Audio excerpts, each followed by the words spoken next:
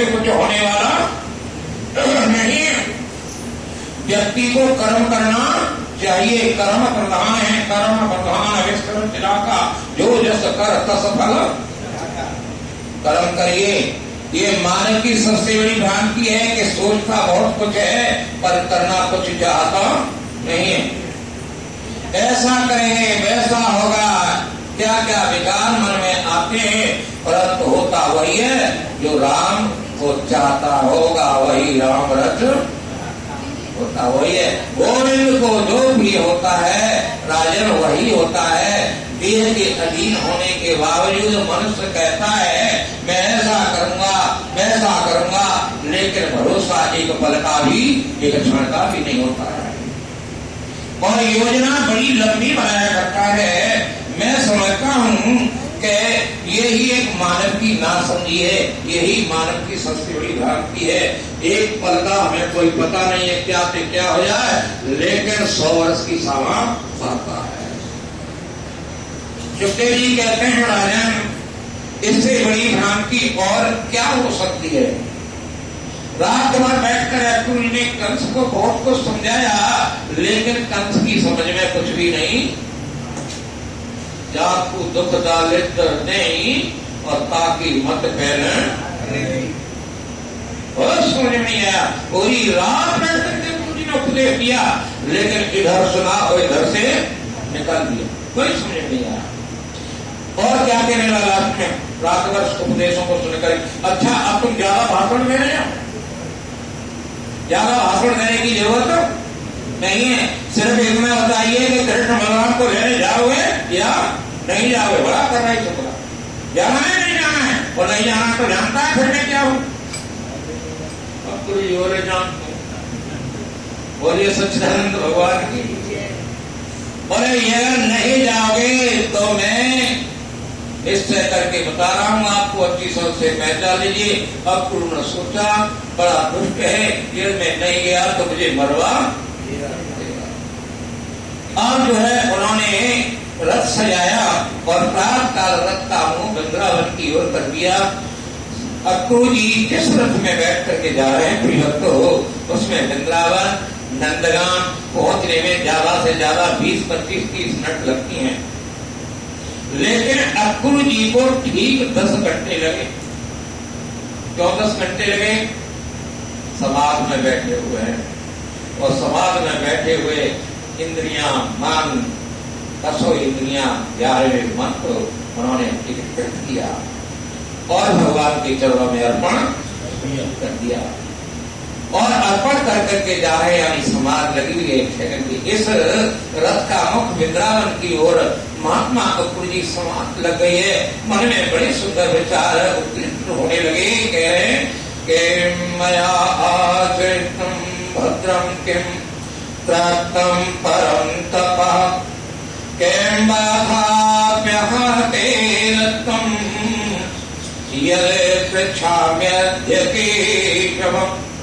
अक्रूर जी मन में विचार करते हैं कि ऐसा कौन सा सुंदर मैंने कार्य किया है, ऐसा कौन सा मैंने सत्कर्म किया है मेरे ने कि आज मुझे केवल भगवान कृष्ण के दर्शन होंगे, केशव के दर्शन मुझे हो जाएंगे, उनके दर्शन करूंगा।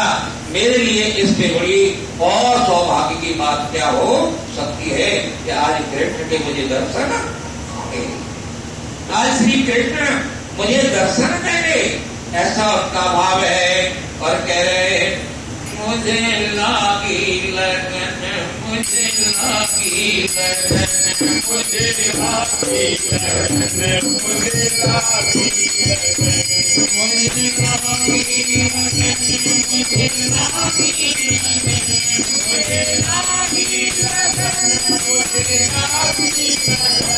मुझे लागी लगन, मुझे लागी लगन,